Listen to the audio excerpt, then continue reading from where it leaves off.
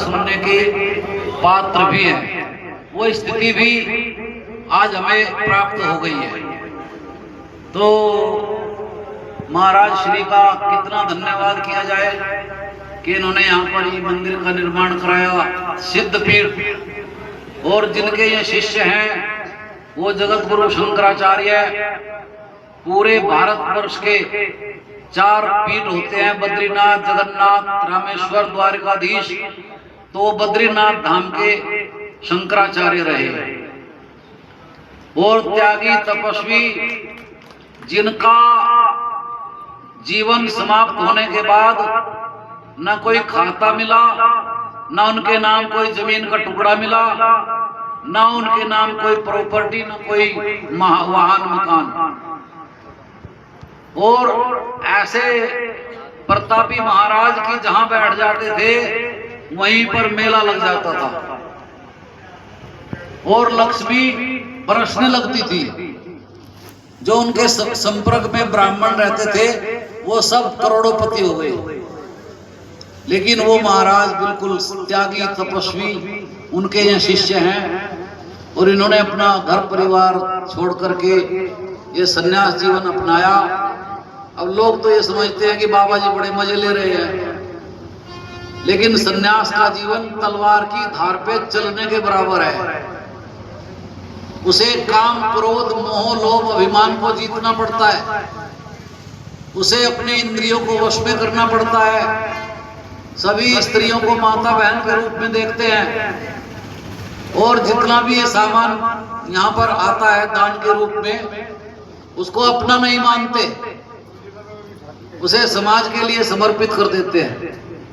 तो ऐसे महाराज धन्य हैं और इनके आशीर्वाद से, इनकी कृपा से हमारे जैसे बहुत सारे पंडित इन्होंने पढ़ा रखे हैं। तो हमें यह आज्ञा हुई कि भगवान की चर्चा होगी तो उसमें पधारो। मैंने कहा जी बड़े भाग्य की बात है। तो आचार्य जी, गुरुदेव मान सिंह जी और ये सारे पंडित बड़े ही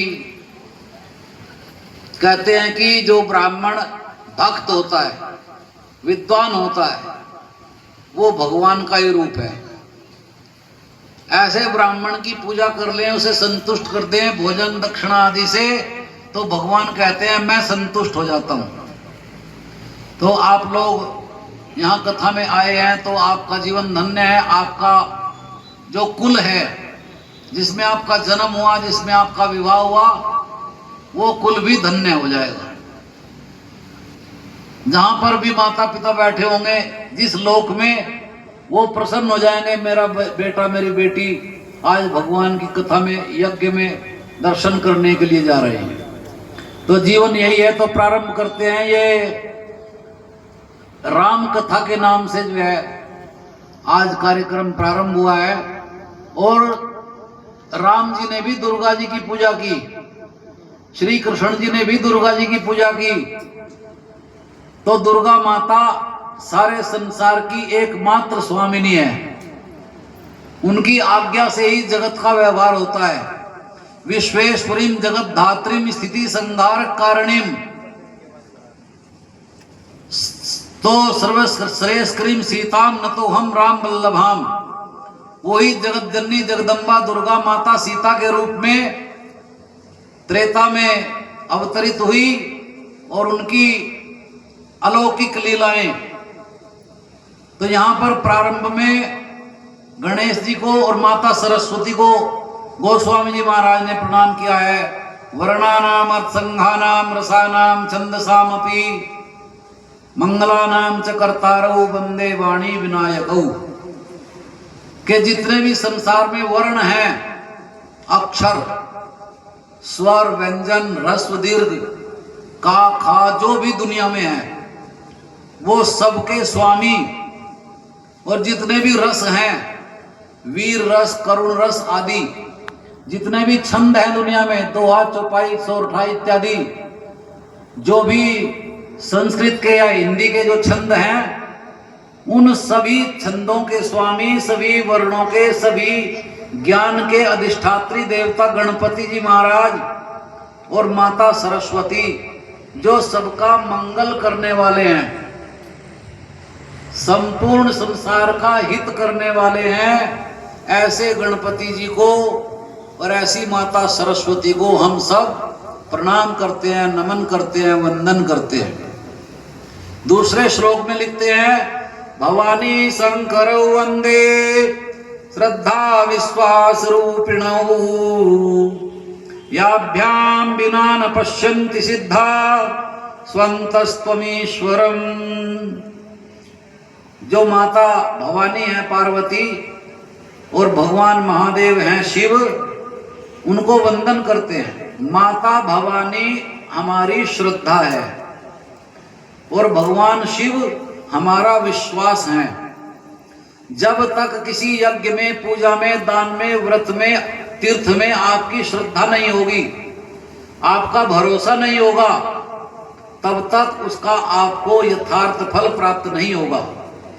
तो इसलिए कहा है कि जिनके बिना न पश्यंती, नहीं देख सकते, सिद्धा माने सिद्ध मुनि जन योगी, आम जनता की, आम व्यक्ति की बात नहीं, बड़े बड़े योगी जिनकी कृपा के बिना भगवान का दर्शन नहीं कर सकते, और वो भगवान आपके हृदय में विराजतस्तमीश्वरम, अपने ही हृदय में विराजमान।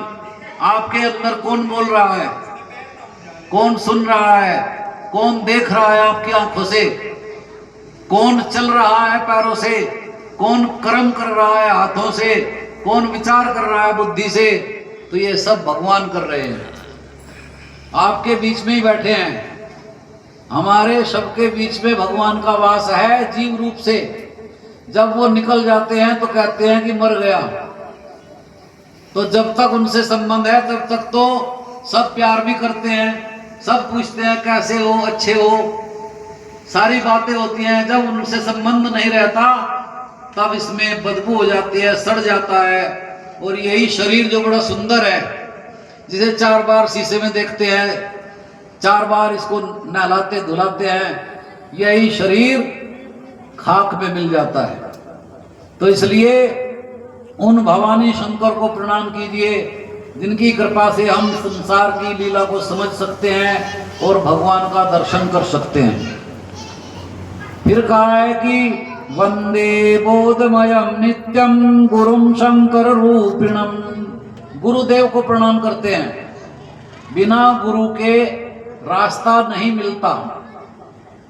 वो गुरु चाहे माता हो, पिता हो, ब्राह्मण हो, गुरु चाहिए जो आपको बता दे क्या करें क्या ना करें। और गुरु बनाने में जल्दबाजी नहीं करनी चाहिए, विचार के बनाना चाहिए। जैसे हम अपनी लड़की के लिए कोई वर देखते हैं ना, तो बहुत सोच समझ के फैसला लेते हैं। तो ये गुरु का रिश्ता भी ऐसा है कि इसमें बहुत विचार करना चाहिए कि वो सदाचारी है, वो शास्त्र का ज्ञाता है, वो भजन पूजा करने वाला है, वो त्यागी है, लोभी नहीं है, वो आपको भगवान से जोड़ सकता है। जो स्वयं जुड़ा होगा वही जोड़ेगा, जो स्वयं नहीं जुड़ा है तो कैसे जोड़ेगा। एक तार में बिजली है तो मैं दूसरा तार जोड़ दो तो उसमें भी आ जाएगी, और पहले वाला तार ही खाली है तो दूसरे में कहां से आएगी। तो इसलिए जो गुरु का चुनाव करना है वो विचार के करना है, और जब चुनाव कर लिया तो फिर उसको भगवान का रूप मानना है। कहा है कि वंदे बोधमयम नित्यम गुरुम शंकर रूपिणम। मैं उन गुरुदेव को प्रणाम करता हूं जो साक्षात शिवजी महाराज का रूप है और ज्ञान की खान है। बोधमयम, संपूर्ण संसार का ज्ञान, कुछ भी पूछ लीजिए उसी का उत्तर मिलेगा। कोई ऐसा प्रश्न नहीं संसार में जिसका उत्तर उन्हें मालूम न हो। तो ऐसे योग्य गुरुदेव को मैं भगवान शिव के रूप में नमन करता हूं। और भगवान शिव कैसे हैं? भगवान शिव की महिमा ऐसी है कि उन्होंने विष पान कर लिया। जो कोई दुनिया में स्वीकार नहीं कर सकता। किसी को भी कहो जहर पी ले, कौन पी लेगा? कोई नहीं पी सकता, कितना भी प्यारा हो। वो कहेगा तू खुद ही पी ले। तो भगवान ने दुनिया के हित के लिए, संसार की रक्षा के लिए हलाहल विष का पान किया और अपने कंठ में ही धारण कर लिया, क्योंकि हृदय में भगवान का वास है तो उन्हें कष्ट ना हो, इसलिए नीलकंठ हो गए। मथा समुद्र हलाहल निकला, समुद्र मंथन से जो हलाहल नाम का विष निकला था, तो पान किया शंकर ने विष को, नीलकंठ कहलाए। शंकर अविनाशी, विपत्ति हरते आए। यदि विपत्ति दूर करनी है, अपने कष्टों से छुटकारा चाहते हैं,